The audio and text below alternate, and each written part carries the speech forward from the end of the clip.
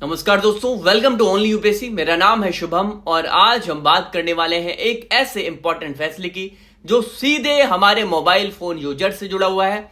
हम सबको रोज spam call आते हैं, राइट। कभी कोई कहता है कि भाई लोन ले लो, कोई बोलता है क्रेडिट कार्ड जो है वो फ्री में मिलेगा, तो कोई कहता है जॉब ऑफर है, और कई बार ये सब फ्रॉड कॉल्स निकलती हैं। लगातार आप देखते हो जिनसे भाई साइबर क्राइम बढ़ता जा रहा है। लेकिन अब सरकार ने इस पर जो है कड़ा कदम उठाया है। ट्राई यानी कि telecom regulatory authority of India ने क्या किया है भाई, यहां पर इस पर कदम उठाते हुए डीओटी के साथ मिलकर नई सुविधाएं शुरू की। अब जब भी कोई आपको कॉल करेगा तो सिर्फ नंबर नहीं बल्कि कॉलर का नाम भी आपको स्क्रीन पर फ्लैश होगा। चलो अब जान लेते हैं कि ये जो न्यू रूल है, रेगुलेशन है, वो क्या है। देखिए, यहां पर अभी तक हमारे पास जो फोन आता था वहां पर सिर्फ नंबर दिखता था। कभी कभी भाई हम ट्रू कॉलर एप्लीकेशन पर ये अंदाजा लगा लेते थे कि भाई कौन कॉल कर रहा है, लेकिन वो एक्यूरेसी वाला मामला नहीं रहता था। लेकिन अब सरकार खुद ये सुविधा देगी, यानी calling name presentation CNAP system के तहत जो नाम सिम कार्ड के आईडी पर रजिस्टर्ड है वही नाम अब ऑटोमेटिकली डिस्प्ले होगा जब कोई व्यक्ति किसी को कॉल करेगा। एग्जाम्पल के तौर पर अगर शुभम मिश्रा मेरे नाम पर सिम है और मैं किसी को कॉल करता हूं तो रिसीवर के फोन पर दिखेगा शुभम मिश्रा कॉलिंग। अब सवाल यह है कि भाई कॉमन पीपल के लिए कैसे हेल्पफुल होगा। देखो भाई, ये स्टेप सिंपल सा लगता है लेकिन असर इसका बहुत बड़ा दिखने वाला है, क्योंकि हर दिन करीबन 60 से 65% भारतीय जो यूजर्स हैं उनको 3 से 4 कॉल स्पैम मिलते ही मिलते हैं। आपको भी आते होंगे।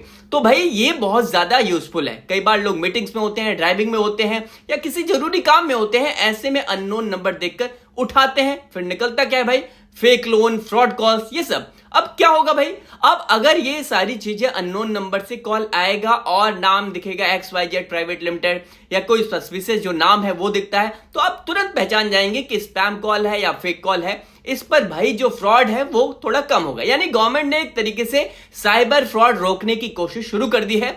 देखो, ट्राई ने फरवरी 2024 में इस सिस्टम का ट्रायल हरियाणा, मुंबई में किया था, जो काफी सक्सेसफुल रहा। अब इसे पूरे भारत में रोल आउट करने की ये जो सुविधा है वो शुरू की जा रही है। यानी कि कोई एक्स्ट्रा चार्ज इस पर नहीं देना होगा और कोई ऐप डाउनलोड भी नहीं करना होगा। ये सबसे अच्छी बात है, ठीक है। अगर किसी को ये फीचर पसंद नहीं आता है तो वो डीएक्टिवेट भी कर सकता है, ये बहुत इंपॉर्टेंट है। लेकिन ओवरऑल ये सब कुछ बहुत ज्यादा हेल्पफुल होने वाला है। अब सवाल ये है कि क्या हर किसी का नाम दिखेगा? नहीं भाई, कुछ यहां पर एक्सेप्शन भी रखे गए हैं, जैसे जिनके पास कॉलर लाइन आइडेंटिफिकेशन रिस्ट्रिक्शन यानी CLIR की सुविधा है, इंटेलिजेंस एजेंसीज और कुछ जो इंपॉर्टेंट गवर्नमेंट ऑफिशियल्स हैं उनका नाम नहीं दिखाया जाएगा।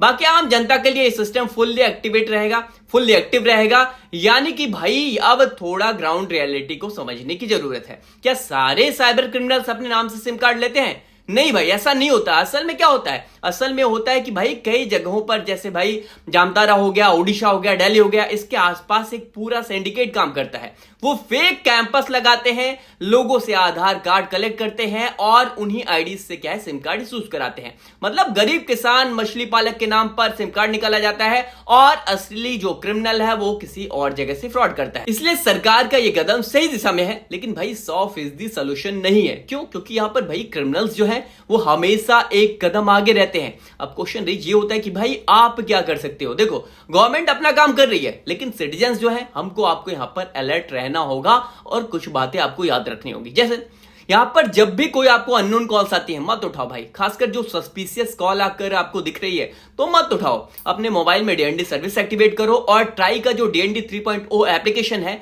वो डाउनलोड कर सकते हो। इसमें आप स्पैम रिपोर्ट कर सकते हो। कॉलर आईडी और स्पैम प्रोटेक्शन सेटिंग हमेशा आप ऑन रखो। और अगर कोई कॉल करे और कहे भाई पुलिस स्टेशन से बोल रहे हैं या लोन सैंक्शन हुआ है तो वेरीफाई जरूर करो।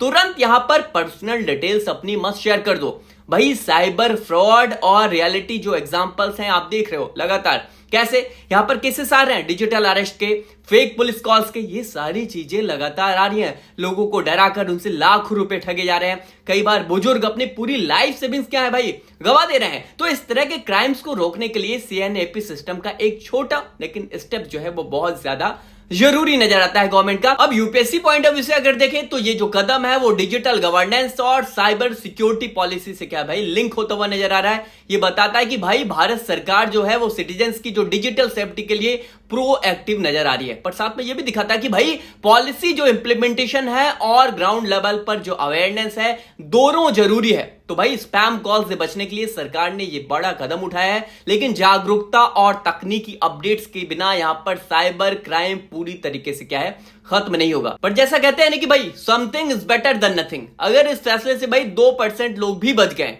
तो ये सिस्टम सफल माना जाएगा।